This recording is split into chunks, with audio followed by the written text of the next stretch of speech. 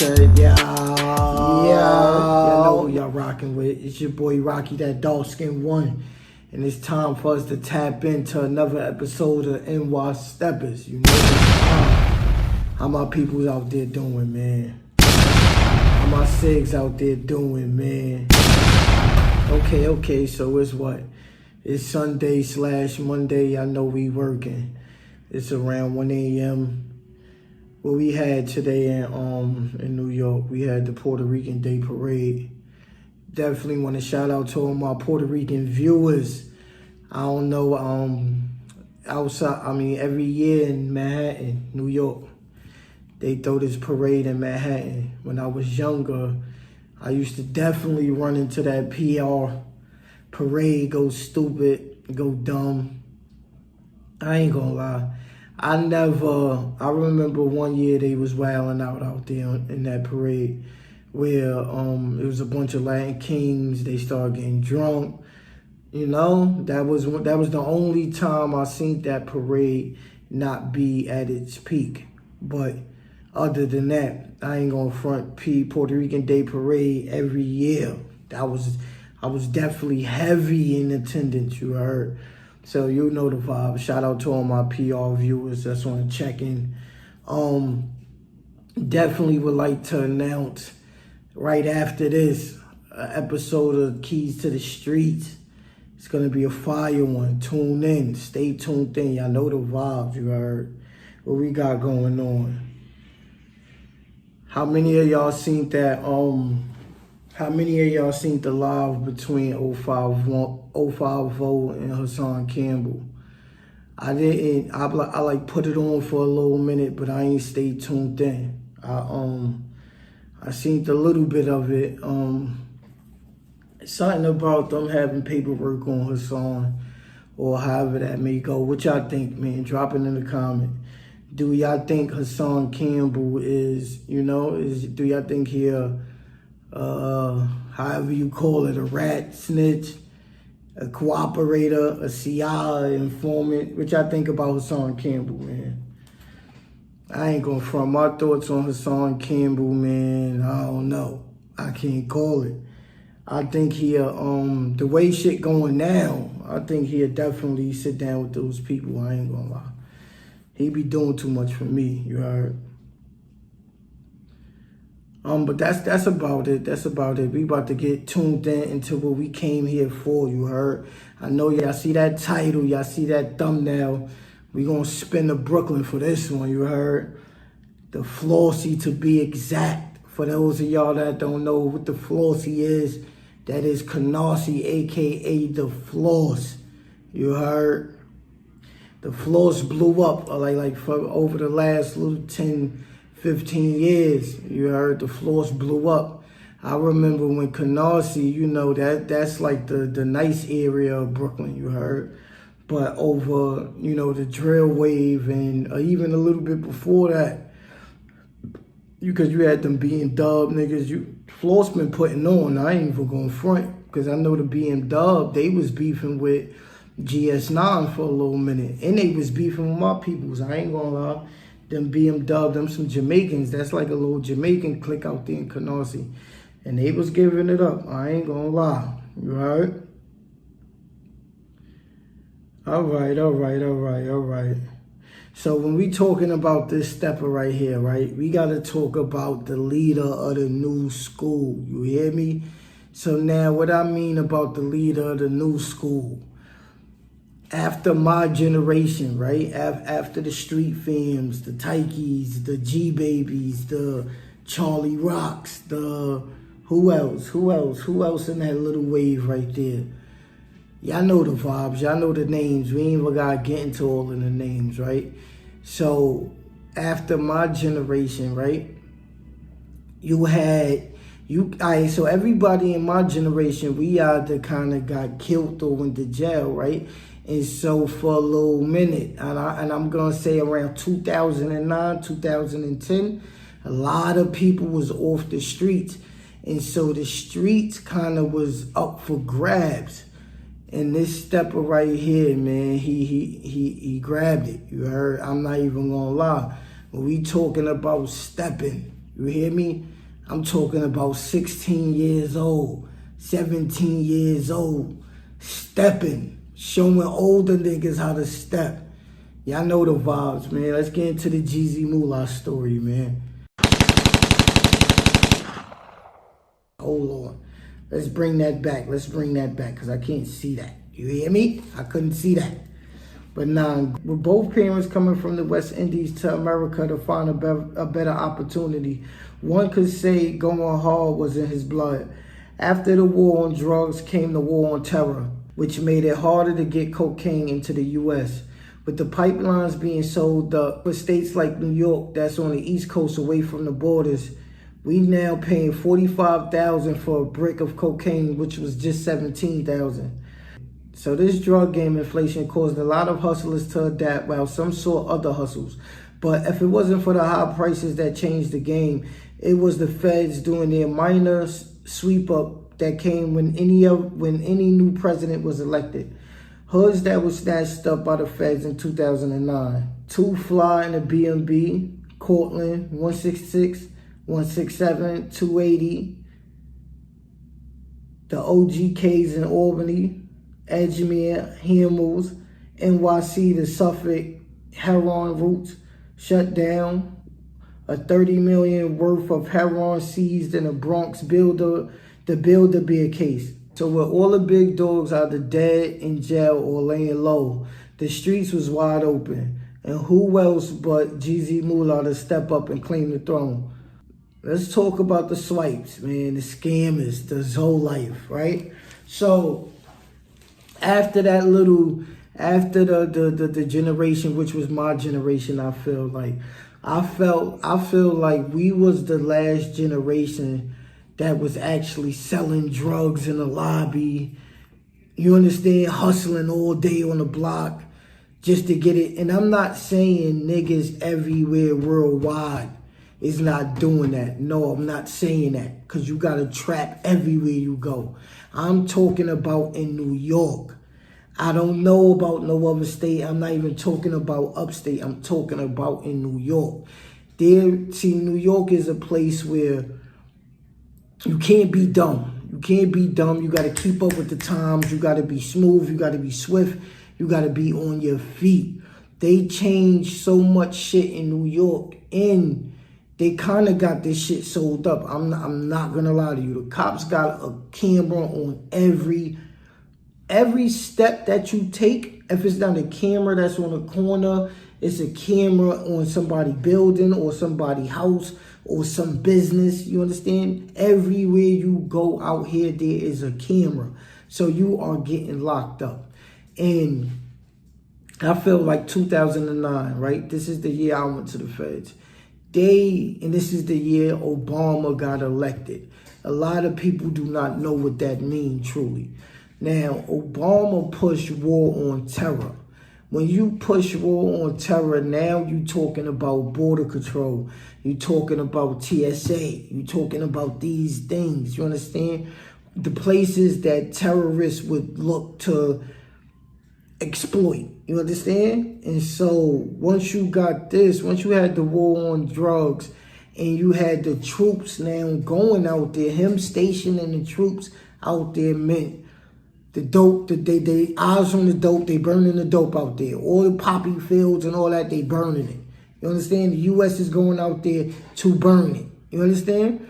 And so now you got that going on with them sewing up all of the border routes. You understand? So now, if you not down there going through the CIA, you down there not getting nothing from out of there. You understand? And this is what Obama represented to the people who knew what the fuck he was coming to do. Everybody wasn't for Obama being, he our first black president, but what he's here to do. And for a lot of people that was in the streets in 2009, there was a big, massive sweep. You understand? It seemed like for his energy to make the office to be the first black president, then they needed to lock up every black person that was doing something wrong in the hood. I promise you.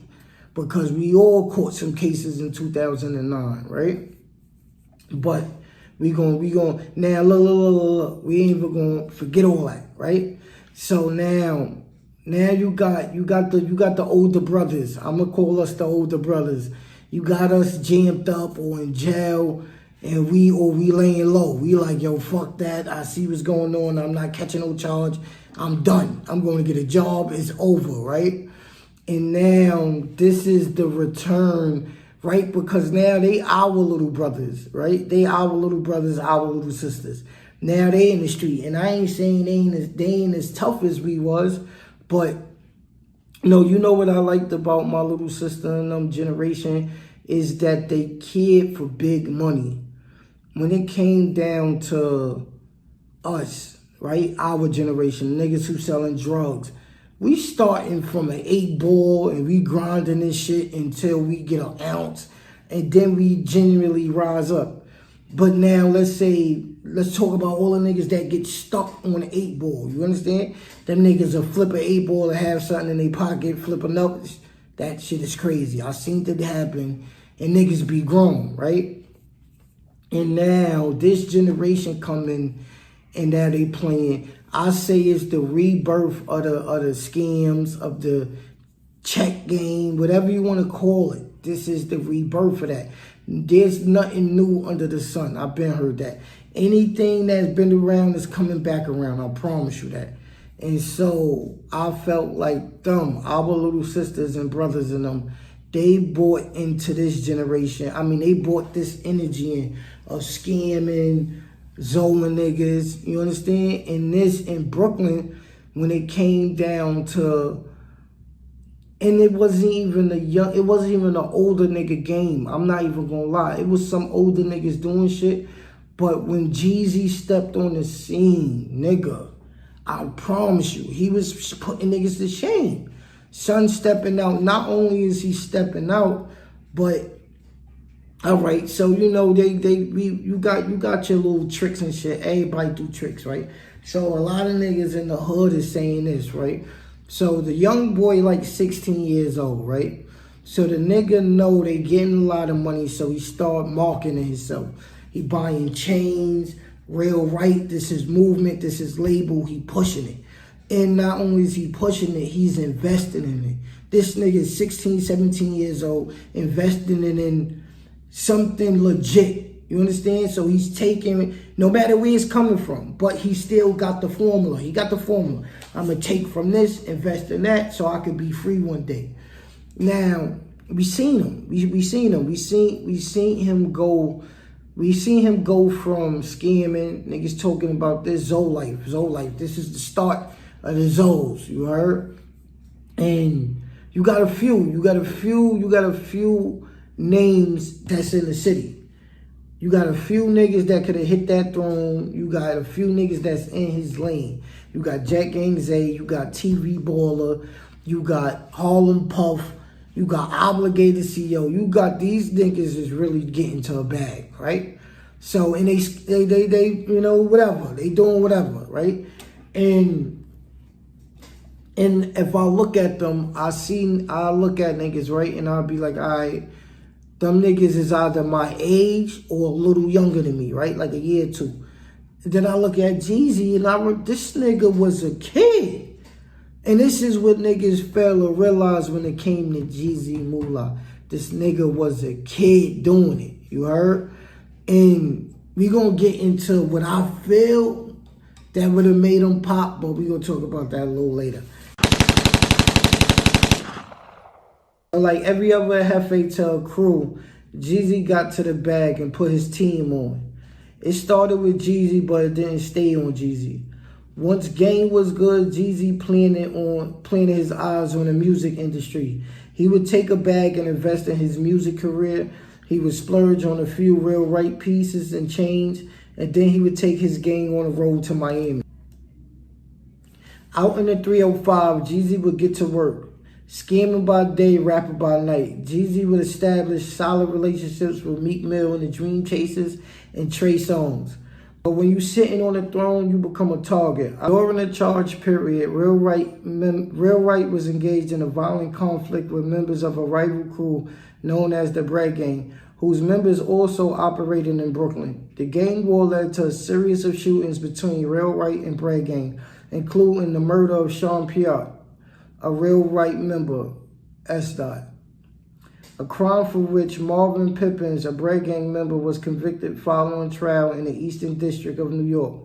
Following Pearl Piet's death, the defendant and other members of Real Right sought to retaliate against Pippin and other Bread Gang members.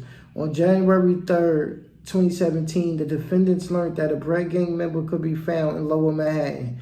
And at McBean's direction, Smith waiters and a co-conspirator traveled there to shoot and kill him. However, the defendants mistakenly shot an innocent person they mistook their intended target, seriously injuring the victim before fleeing. The government's case is being handled by the Office Organized Crime and Gang Section. Assistant United States Attorney Garen Marshall. So you see, there you go right there. They was beefing with Bread Gang. And you know, that right there is a couple youngins that's coming up under 5'9" brim, you heard. And the shit really is crazy because Jeezy blood. So that shit fucked a lot of niggas' head up when he started beefing with them niggas. Cause you could see him. I got the picture. You could see him in the picture with text on. So that shit kind of threw niggas off for a little bit, you heard.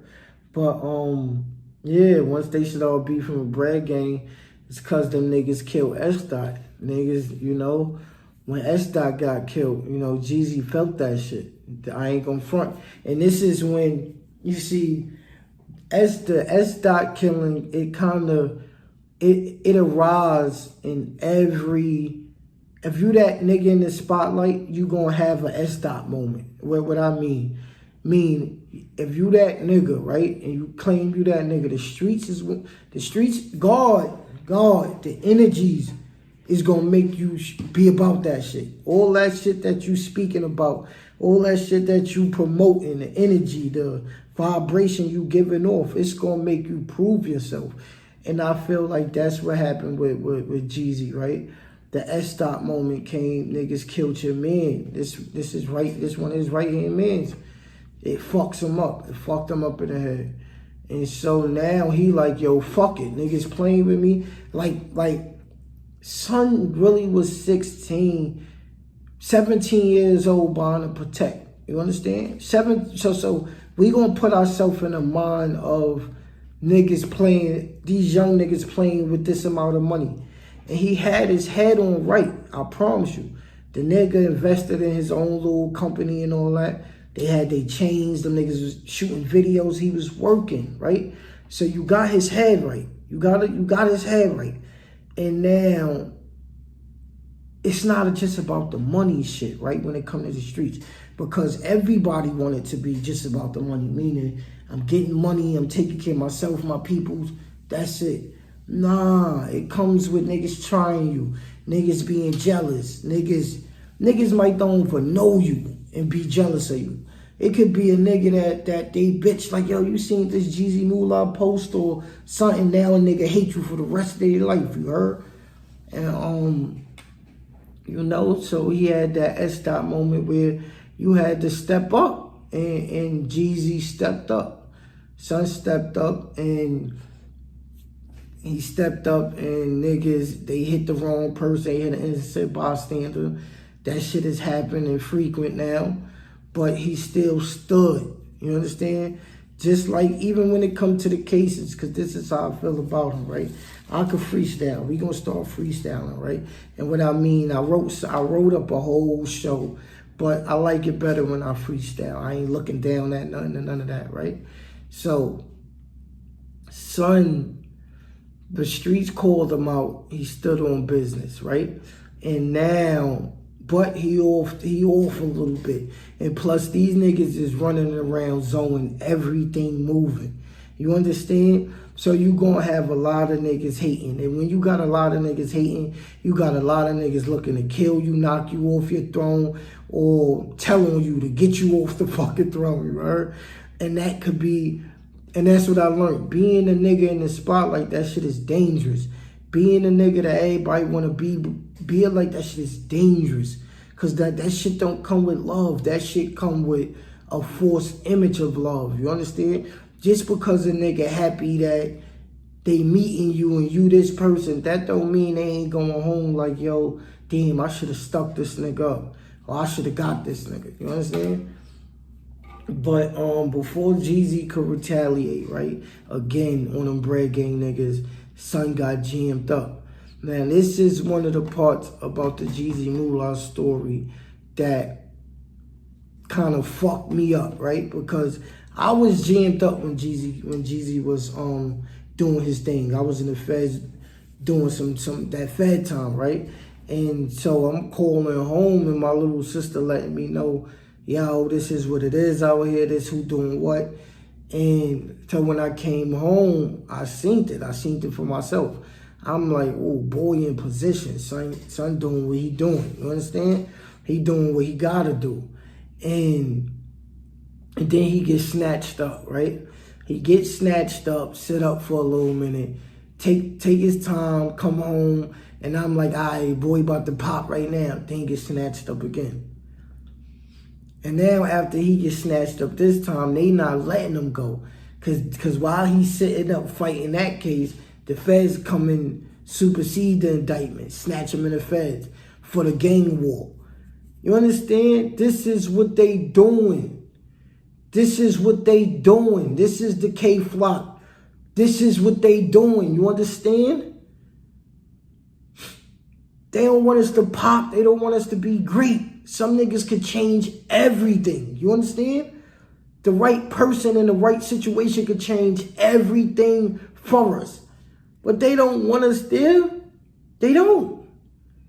And so they set these traps. They set these traps. You understand? They set these traps all over.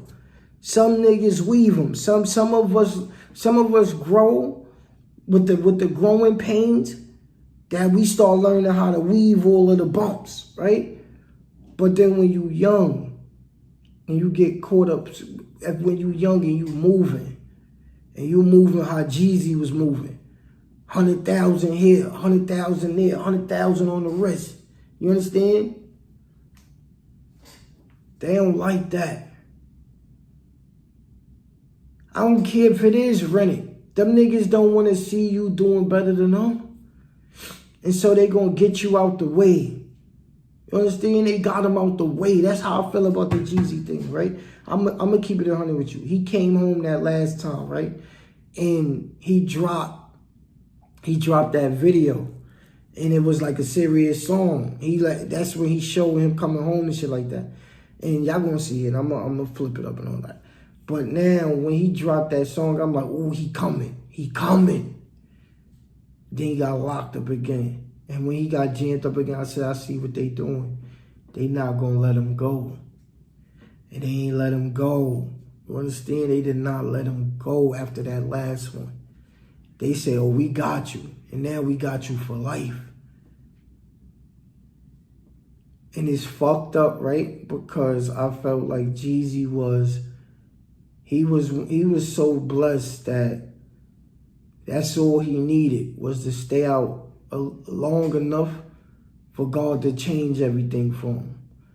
Because he had it. He was already in the big money frequency. You understand? Nigga was 16 in the big money frequency. He cut straight, and that's about that generation. They cut all across us. We finessing to get our generation, we finessing to get short change. Niggas was finessing to get short change, right? Or selling drugs to get short change. Them niggas want millions. You heard? Okay, most dudes get forgotten while going on a federal vacation, but not Jeezy Moola. While seeing a childhood friend blow up, Jeezy would get behind Pop Smoke and start jacking Woo. This move made the whole Brooklyn take a double take.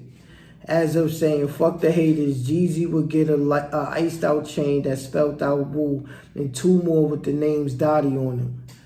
Just to show love for his childhood friend. A lot of people didn't like that. With his own real right member, Todd Billy would take to the internet and air Jeezy out on the CC show. Todd Billy wasn't the only one. Scrap 1090 will post on Instagram that he was the big Woo. Many peeped the jab at Jeezy, and before you knew it, Scrap and Jeezy would start taking jabs at each other online, claiming that each of them was the real big Woo. The funny part about it was they both was locked up. Jeezy turned out to be one of those rare energies, and one of those energies that can't stay out of jail long enough for God could truly change and put him on a big stage. We lost so many talents to that penal system, and Jeezy is definitely one of them. I just prayed that he'll see this video and think about that, because they don't even have to enslave us no more. They made so many tricks, so now we could enslave ourselves. But yeah, man. What I know about this story, man, listen, man, Jeezy Moola, bro, he still got my vote, bro. We still waiting for him to come home and put Brooklyn on his map and keep going. You heard? Take that shit to another level. But unfortunately, man, once them feds get a hold of you, they don't like to let you go. And so we gonna pray for his outcome. We gonna pray for the outcome and send our support, send some angels to him. You heard? Y'all know who y'all rocking with. Y'all know who y'all vibing with. It's your boy Rocky, and this is Bite. We out of here.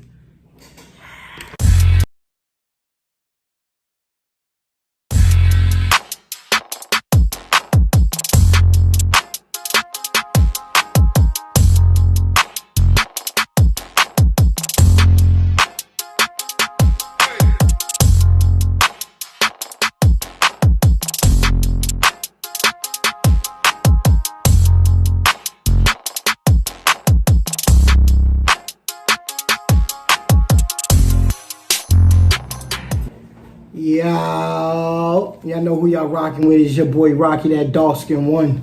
And it's time for us to tap into another episode of New York STEPPAS. How my people's doing out there, man? How my SIGs doing out there, man? How my real rights doing out there, man? How my 550s doing out there, man? I know the vibes. I know what we came to do. It's a bite thing, you heard? How my people's doing? How everybody doing, man? It's this Tuesday. What time? Tuesday, 4/13. I hope everybody chilling. I hope everybody blessed. You heard? We got a fire episode to get into. It's out there. What's going on in these YouTube streets, man? Okay. First and foremost, we just got some news, man. News about the real rights. And the reason why I'm even doing this on this video is because Chinaman was a real right member. You heard? When Jeezy and them stepped out, you know, they wasn't aligned with too many, but they took a liking to, well, you know, Chinaman and Jeezy, they took a liking to each other. So you started seeing Chinaman with the Chinaman double R on his Instagram, and you know, you start seeing Jeezy shouting them out. They start shouting each other out, and they was fucking with each other. They was getting money. You heard? They was getting to the bag together a little bit, and so today, you know, it was reported that all three members, Telly, who was that? Telly, was that Sport, and Jeezy, they all got sentenced to over 10 years in the feds due to that case they was fighting. So Jeezy probably been down for like 4 years already right now, right? And throw another 10 ball on that. I pray that they give him, you know, they credited the days that he was already jammed up. But the thing with that, this is tricky, is because he was already sitting up. You feel me? He got charged for one case and he doing his time, and now he got superseded. Sometimes I could see them putting the time together, but nah, not on this, not especially with Jeezy. They gonna want a whole extra 10 out that nigga, man. So, you know, our prayers go up with the real rights. You heard? They still solid. They ain't told, they ain't tell, they ain't break, they ain't fold on each other. whoever was on an indictment, they got sentenced together. You gotta respect that, you heard? So we salute the real rights. Man, hold y'all head up, bro. You hold y'all head up. You know, once you solid, you solid. This is the one thing about being solid. Once you solid and you play by the rules, can't nobody take that away from you. You heard? So now all you got to do in there is, you know, situate all over the dumb shit, like dumb niggas, you know, trying you and shit like that. But when you're in the feds, it's kind of like it's a hands-off policy, meaning you don't touch nobody from no other race, no other car, none of that shit. And you know, but New York niggas, what we mean by that no hands policy, nigga, we ain't fighting with no hands. It's straight knives. We gonna tear your ass up. So they got a nice little car. New York got a nice little car no matter where they at. And so they gonna be good, man. Jeezy and them, they gonna be good. Hold y'all head, you heard? We definitely want to shout them out. So moving forward, I want to address the comments. I want to address y'all bozos. Some of y'all, I appreciate all the support. Y'all know I'm very humble when it comes to the support. But listen, man, listen. See me? Don't make me come over. Don't make me put this mic down, bro. And get back to what I used to know. You heard? Nah. But listen. So the last video, the last episode I dropped, the one on Chopper Valley. I was in a bad emotional space that made me in a bad mental space, right? And so I wasn't sleeping. I wasn't sleeping at all. I was trying to take the shit off my mind, divert the shit somewhere else. And so I thought like, yo, I'm gonna just be working, dropping these episodes, and I'm gonna be good. Nah, you can't do that if you ain't getting no sleep. And so a lot of y'all tried to play. Y'all tried to talk it. I'm gonna let it a little bit slide because I knew better. I should have took my ass to sleep, woke up, and then shot it, you heard? But I wanted to get it out. But for those of y'all talking hooked on phonics, right? Hold on, y'all gotta stop. None of my other videos, you could try me like that, you heard? And this is the thing about reading. If you know how to write, 9 times out of 10, you know how to read. You understand? And so, you see all this? This is me. This is my episode, you heard? I write for all my episodes. You heard? This is the Chinaman episode that we doing right now, you heard? I wrote that. You know, I ain't reading from no book or none of that shit, you heard? I write my shit and I read it. Now sometimes I'm sleepy. My eyes is twisted a little bit. Meaning when I'm sleepy, you'll see this one go that way. And then it get blurry on the inside of my shit. So when I was reading, I was mad tired. My eyes wandering and shit blurry. I can't see the things. I'm falling asleep. Y'all can't catch that I'm falling asleep. But I'm knocking out all type of shit. So I apologize. I will apologize for putting that episode out knowing that I didn't do my best. I was editing it and I didn't see a lot of the mistakes that y'all caught. And this is why when you in this lane right here, content creating and you journalist shit, you gotta let somebody else listen to it and play before you even push it out. And me, I judge myself. I do all my work, I do my editing, and I push it out all for me. Sometimes I might need a second opinion. So I do apologize for that. But don't play with me like I don't know how to read and write. I'm an A+ student. You heard? The streets fucked me up. I'm gonna keep it 100. But that's a little bit. Hold on. So yesterday we definitely gonna say rest in peace to Julio Foolio. Rest in peace, King. A lot of y'all had something to say when I called him King. Like, yo, or no matter what he was doing, no matter what his energy was on this earth, he was pre-programmed by this shit just like all of us. So you can't but judge a motherfucker right now because a nigga, you can't judge nobody because they fucked up our programming, meaning that young Julio Foolio younger than me. I'm 36. He got to be like 25, 26 or some shit, right?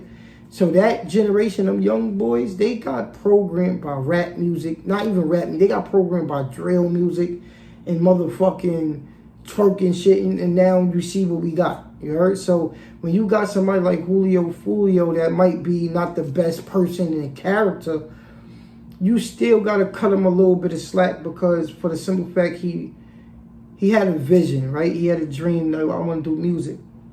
And he was successful. You understand? A lot of people, we stop our own self from being successful because we think we can't do it or whatever. We think niggas gonna say something. Son had the courage. He had the courage and the confidence to chase his dream.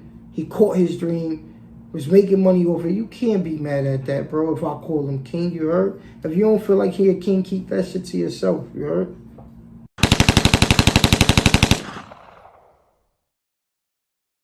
I know the vibes. Y'all see that thumbnail, y'all see that title. Let's get into it, yo. Let's get to work. Man. Okay, gang, we spinning Brooklyn for this one. East Flatbush to be exact. Tonight we get into the story of Don Quan, aka Chinaman, one of the names that been associated with money since the early 2000s. Coming up in a crowded household where he lived with both parents, a sister, and two brothers, Chinaman would get his nickname from his mother, who said he was her only child that came out with chinky eyes. Jumping in the streets at 15 years old, Chinaman would be inspired by the Dipset wave that had the streets in a frenzy at the time. Chinaman would back out his first foreign at the age of 17, where he would drive around Brooklyn in the wintertime with the top down, just so niggas could see it was him. Chinaman would then start spreading his wings in Brooklyn. You could catch him in the early 2000s around Street Fame and Fabulous, and then later around the 11 Boys from Brownsville. Around this time, he would go by the name Don Quan, getting a big iced out pendant that spelled it out. Chinaman would really get popular during the nightclub wave, standing side by side with names like Scooty, Busy, and Brooklyn T. Chinaman would go into silent battles with any rapper or celebrity that would be in the same spot with him. He would make sure to throw the most money and pop the most bottles. Chinaman would probably be the only hustler of his status that didn't want to get into music. A lot of the names that Chinaman aligned himself with would either be taken off the streets by the feds or killed. One name in particular was Scooty. Scooty was another New York legend that was going too soon. Chinaman and a few of the 11 Boys would wind up getting jammed up and have to do a few years sitting down in a can. After coming home, Chinaman would link up with Slow Bucks and Jewels in them and start to fuck the clubs up again. But by this time, he kept going back and forth to jail.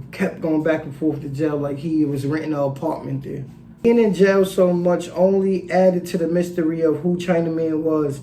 There'd be a lot of people that know Chinaman, the name, but they could be standing right next to him and won't be able to identify. While Chinaman was away doing 65 months in the feds, his young boy Jeezy Moola would keep his name alive, making sure that the streets remember who really was the big dog. Chinaman would come home and post one picture, and just like that, the streets would go up in an uproar. But with the spotlight came jealousy and envy, and the streets isn't shy about who the next target on the hit list. And unfortunately, with all the good that he did, all the people he looked out for, Chinaman would be that target. On December 27, 2023, Chinaman would be chilling at a bar in Richmond Hill, Queens, with his then shorty Clarissa Burgos. The two would decide to leave a little bit before midnight. While they sat in the car in front of the bar and contemplate their next move, two unidentified men wearing black hoodies would walk up to the car and open fire. And then a third joint. They would hit the car up 16 times. Chinaman got hit in his chest 8 times, while Clarissa Burgos got struck in the head. Chinaman would hesitate a few while the shots was being fired, but once they stopped, Chinaman would drive 2 miles to the nearest precinct, where they pronounced Clarissa dead. And now this is where all the drama come in at. Honestly, personally, I don't think boy he ain't caught for none of that shit. You want to know why? It's because there's so many motherfuckers out here that they name being bullshit. Like there's a lot of niggas out here that you can't really look at and say, yo, they slate is clean or they just pure good energy. Nah, hell no. I know some was in the scamming game, but it wasn't like boy was, how can I put it? You got some niggas that scammers, right? And they make their money off of zone niggas, meaning, yo, I'm going to drop this money in your bank account. You're going to go in there. You're going to bring it back. We're going to split it. We're going to do that a few times, right? That wasn't boy wave. It wasn't, probably at a point in time he started there. But now son done graduated to a certain type of level to where now, like if he had to scam some shit, he getting the whole profile, right? So he getting a profile of a motherfucker probably 60 years old, whatever it is, right? That got money in his shit. And so, yeah, the karma I have a motherfucker doing him shiesty the way he doing the people unknowingly and unwillingly, right? But now when you deal with some shit like this, right, where motherfuckers walk you down, they walk you down. Niggas is so mad that you the nigga getting all the money that niggas is willing to walk you down, don't matter who you in the car with or none of that shit. You understand? And now this is the fucked up part, right? Niggas don't know how boy felt about Shorty, right? Niggas only know like, yo, Chinaman was the name, Chinaman this, Chinaman that, right? But now her peoples is mad at son. Like, yo, how is it that you was rushed to the hospital, but our peoples was left on the floor? Come on, bro. I look at a lot of shit like, yo, come on, y'all serious? If a nigga's in a situation where a nigga in the car and niggas tearing that shit up, you can't even think straight. And now, let's say you do get to shake it off, right, niggas, you catch on, niggas blame that you get out of there. If a nigga hit you up and then the chick that you was in your passenger seat got hit up too, what y'all wanted him to do? Like, what would you have did different? You would have said, no, come on, I'm taking you to the hospital with me, no matter if you dead, you unresponsive, you're not saying, you understand? Like, come on, bro, y'all gotta make it make sense, man. Make it make sense. For niggas saying, oh, to get your block of rent. Nah. But that right there, right, man, the Chinaman, this Chinaman, all right, like I said, it go deeper, right? So now, boy in jail and Shorty Peoples is on Sun Hills. They blame him for her being dead. And her peoples get busy, they solidify, they certified and all that, right? So why y'all not trying to figure out who actually did the dirty work? You understand? The nigga can't change nothing. Not a man. One man can't change shit. Meaning, if I'm here and it's niggas that want to kill me over there, I don't know that. I don't know when they're gonna come. I don't know none of that. All I know is what's going on. You understand? And now I'm in the car, Shorty right here. I'm hit the fuck up 7 times in the chest or some shit like that. What y'all wanted boy to do? Like, come on, bro. Y'all like people crazy, bro. People are crazy.